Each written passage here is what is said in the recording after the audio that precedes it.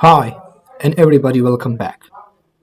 Today in this tutorials we are talking about and explaining the DKG 116 controller, manual and remote start controller unit, explanation of the wiring diagram, pin out, pin in, and especially this video about to clear the remote start concept because a lot of generator technician and electrician don't know about how to operate the generator in remote start.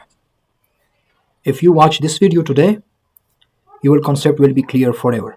So before starting the video, a small request to all newcomers. If you are first time on my channel, please make sure to subscribe and also don't forget to hit the bell notification to getting latest update videos. So let's begin. Okay, let's begin. This is the small type of controller which is coming in a DKG 116 manual and remote start controller. This controller is especially used in a household generators like a gasoline, petrol, Honda. You can install this one in all type of generator, gasoline and diesel both. But this is very useful in a household type of generator, portable generator to use in a home. Okay, if you need to start your generator remote start. Okay, so let me open the main typical connection wiring diagram. And so the wiring connection is very simple. Here as you can see, pin number 1 to pin 9 and then 12 to 15. The pin number 1, as you can see here, this the dotted line, as you can see, this is the here is mentioned the optional connect for the diesel engine. If you use the diesel engine, you need to connect this one. If you not use the diesel engine, use a gasoline or petrol, Chinese or Honda generator, you skip that. Okay, this is our positive feed. And then pin number 2, this is our main connection. Pin number 2, this is the battery ground, as you can see from here to there. Okay, and then pin number 3, this is the main connection of the battery positive. Here we have a fuse.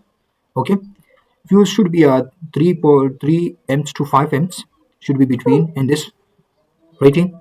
And after that we have here the pin number 4 is out to the crank relay. As you can see here, this is internally connected with the pin number 4. When you feed to this way to pin 3, this is this voltage, this take to out from this switches. Okay, here is a pin number 4 is out to the crank. As you can see, the crank is terminal, especially this wire, this 4 number wire is going to the crank relay. Okay, but in a small generator we not use a crank relay, you can use it directly. And pin number 5, as you can see here, pin number 5, this is the negative feed, as you can see, from pin 2 then coming to here and then out from pin number 5. This is especially in a gasoline generator going to the ignition coil controller. Okay, but most generator not have this controller. Okay, you can skip it, this pin number 5. Okay, and also if you want to use this controller, you can take the controller, ignition controller, and operate with the relay and use this negative feed side after this controller. Okay, and as you can see here, the pin number 1 and 2 here, this is switching. Okay, this is a switching. If you want to use for the diesel generator, you should connect this wire because this contact is going internally and here is out. This is normally closed and this is normally open. Okay, after that the pin number 2 is again that this ground wire is going to the auxiliary optional. Okay, optional means you can use it or you can skip it. After that, here we have impulse sensor, but most generator not have impulse sensor.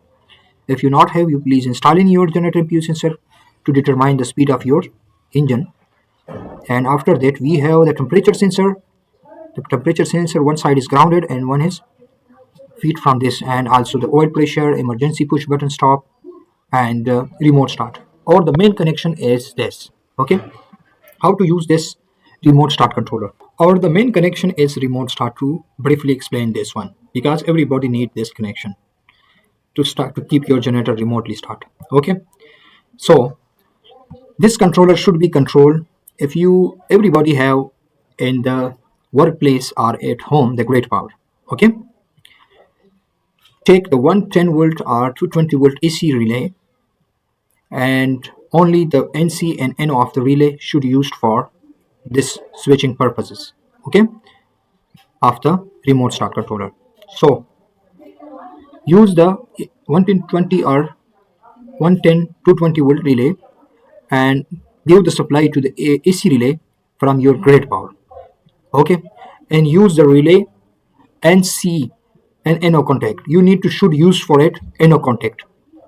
Okay, Now in this condition of the relay NC, when the relay is energized, the relay NC contacts convert to NO.